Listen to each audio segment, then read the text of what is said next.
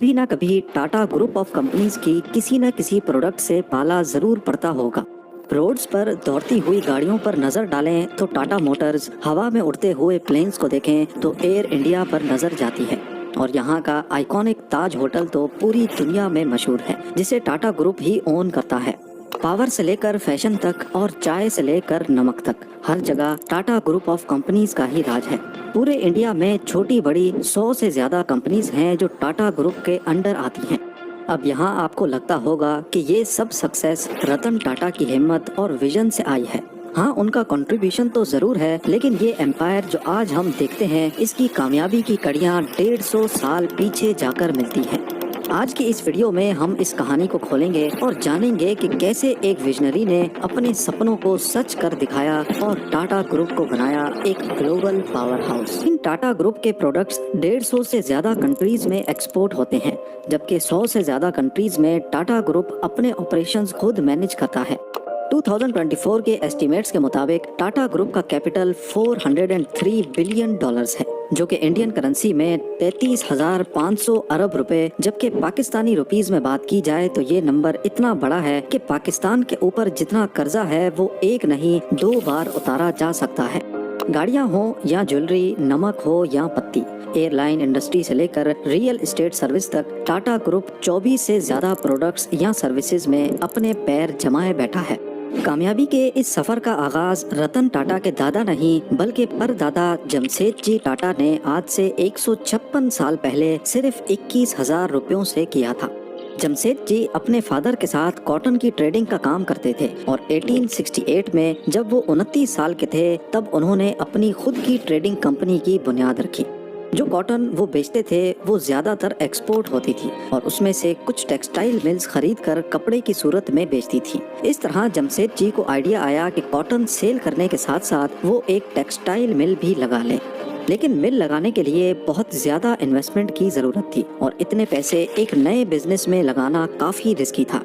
उस वक्त चिंच पोकली में एक ऑयल मिल काफी नुकसान में जा रही थी और अल्टीमेटली वो बैंकरप्ट हो गई, तो उन्होंने सस्ते दामों वो ऑयल मिल खरीदी और उसको कॉटन मिल में कन्वर्ट करके चलाने लगे। उस मिल को अलेक्जेंड्रा का नाम दिया गया। 2 सालों के बाद उन्होंने वो मिल जो नुकसान में जा रही थी उसको प्रॉफिट में बेचा और एक नए मैन्युफैक्चरिंग प्लांट जितने पैसे जमा कर लिए। उस वक्त बॉम्बे कॉटन की मार्केट का गढ़ था, जिसको कॉटनोपोलिस ऑफ इंडिया भी कहा जाता था। जमशेदजी का ताल्लुक खुद भी बॉम्बे से ही था, लेकिन इसके बावजूद भी उन्होंने अपनी नई कॉटन मिल बॉम्बे से 770 किलोमीटर दूर नागपुर में स्टैब्लिश की। इस नई मिल को एम्प्रेस मिल का नाम दिया गया, जिस पर बॉम्बे के लोगों ने उनको कॉटन की मार्केट से इतना दूर मिल बनाने पर बहुत ताने भी दिए। किसी को भी ये समझ नहीं आ रहा था कि जब बॉम्बे कॉटन की मार्केट का हब है तो जमशेदजी ने नागपुर में मिल क्यों स्टैब्लिश की। पर वक्त ने साबित किया कि जमशेदजी का ये फैसला बहुत अच्छा था। पहला ये कि रॉ मटेरियल यानी कि कॉटन की फसलें ज्यादातर नागपुर के करीब होती थी, जिसकी वजह से रॉ मटेरियल की सप्लाई का इनको कोई मसला नहीं होता था।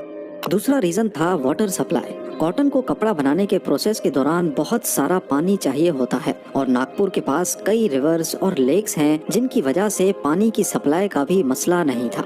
तीसरा रीजन था मजदूरों की अवेलेबिलिटी। क्योंकि बॉम्बे जैसे शहरों में मजदूरों की डिमांड ज्यादा थी, इसी वजह से वहाँ अक्सर मजदूरों की शॉर्टेज रहती थी और शहर में कॉस्ट ऑफ लिविंग ज्यादा होने की वजह से वहाँ पर उनका रेट भी ज्यादा होता। पर नागपुर में बेरोजगारी ज्यादा होने की वजह से यहाँ रेट बहुत कम थे और अवेलेबिलिटी ज्यादा। अब क्योंकि इस एरिया में पहले कोई कॉटन मिल नहीं थी, इसी वजह से वहाँ के मजदूर ज्यादा ट्रेंड नहीं थे, उन पर बहुत मेहनत करने की जरूरत थी। जमशेदजी ने देखा कि वर्कर्स काम पर ज्यादा ध्यान नहीं देते, बात बात पर छुट्टी कर लेते हैं और ज्यादातर दिनों में ऐसा भी होता था कि 20% से ज्यादा वर्कर्स छुट्टी पर होते थे।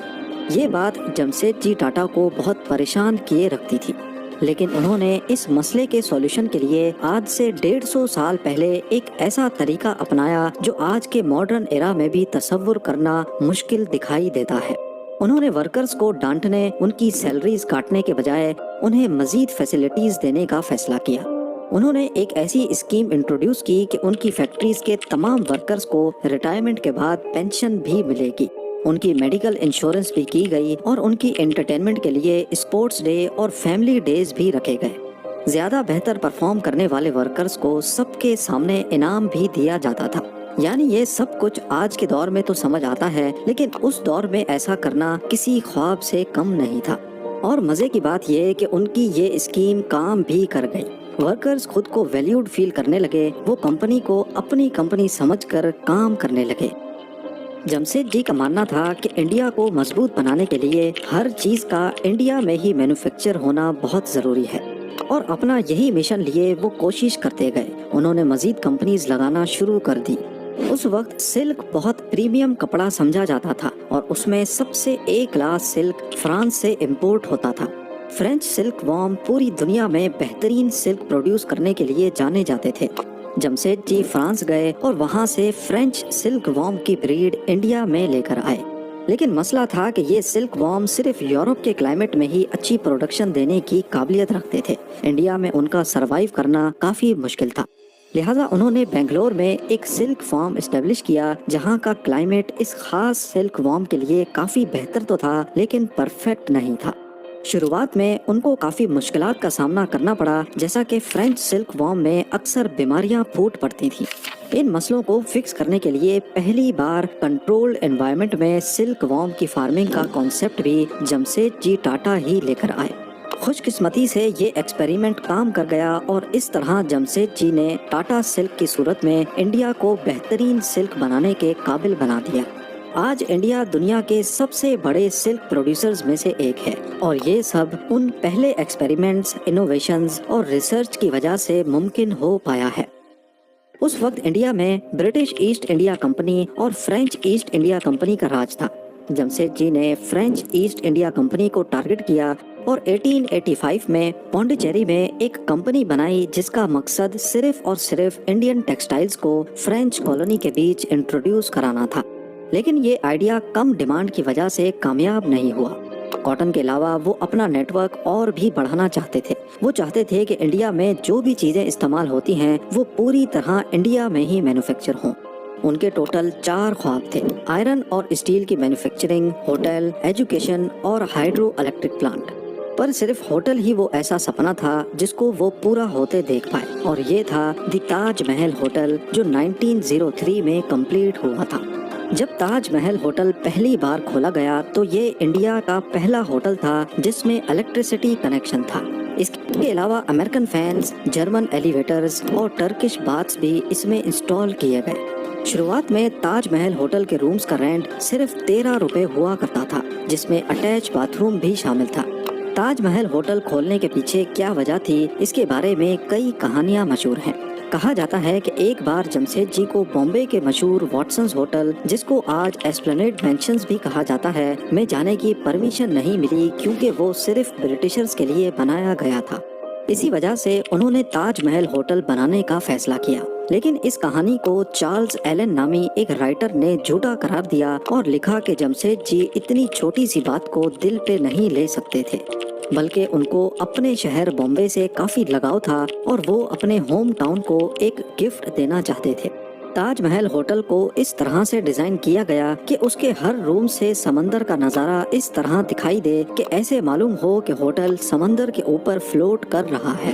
اس دور میں برٹشرز تیزی سے پورے برٹش انڈیا میں ریلوے نیٹ ورک بچھا رہے تھے، جس میں لگنے والا ہزاروں لاکھوں ٹن لوہا برٹین سے امپورٹ کیا جاتا تھا۔ جمشید جی کا خواب تھا کہ وہ انڈیا میں ہی اسٹیل مینوفیکچر کریں۔ اس کے چلتے انہوں نے پورے بھارت میں اسٹیل بنانے کے لیے آئرن ریزروز کو ڈھونڈنا شروع کر دیا۔ 17 سال تک یہ تلاش جاری رہی اور بالآخر بنگال میں آئرن ریزروز مل گئے۔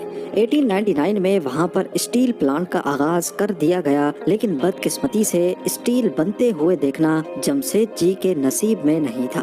1904 میں جمشید جی کی ڈیتھ ہو گئی اور ان کے ادھورے مشن کو آگے بڑھانے کے لیے ان کے بیٹے دورابجی ٹاٹا کو میدان میں آنا پڑا۔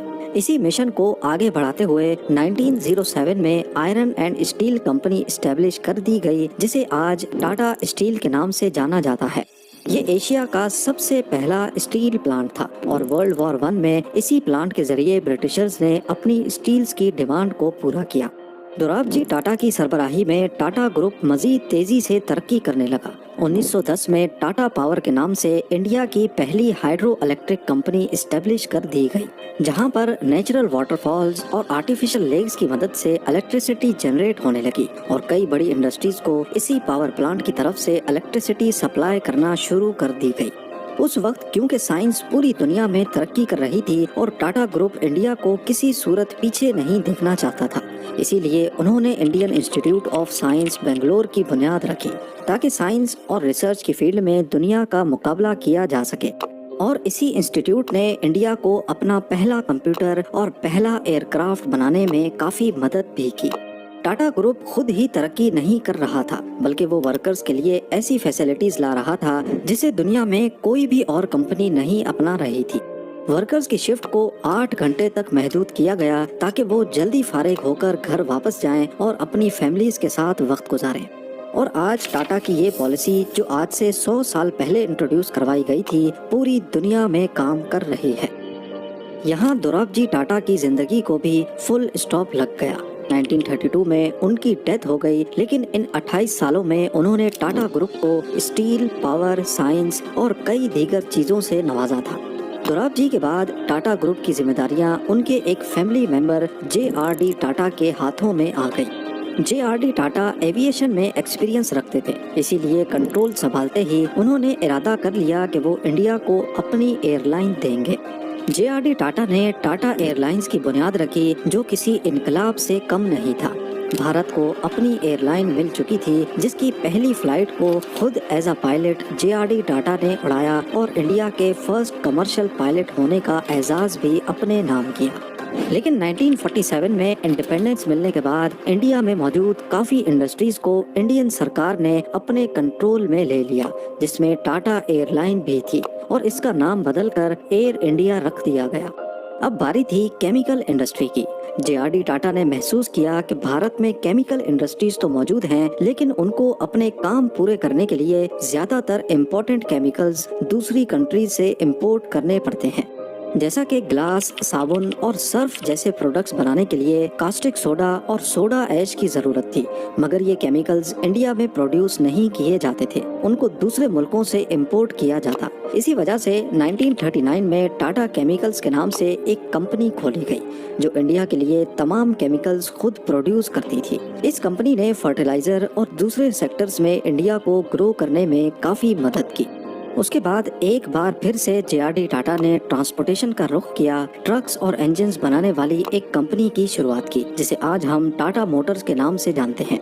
टाटा मोटर्स कई मॉडल्स की कार्स, ट्रक्स और दूसरी व्हीकल्स बनाता है। टाटा मोटर्स आज भी इंडिया की मोटर इंडस्ट्री में एक बड़ा नाम है और यहाँ से गाड़ियाँ साउथ अफ्रीका भी भेजी जाती हैं।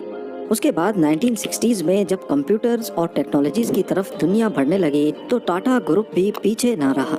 उन्होंने इंडिया की सबसे पहली सॉफ्टवेयर और IT कंपनी TCS यानी टाटा कंसल्टेंसी सर्विस बना दी। 1984 में JRD टाटा ने महसूस किया कि भारत में लोग चाय बहुत शौक से पीते हैं, इसीलिए टाटा ग्रुप ने चाय की डिमांड को पूरा करने के लिए भी कदम उठाया।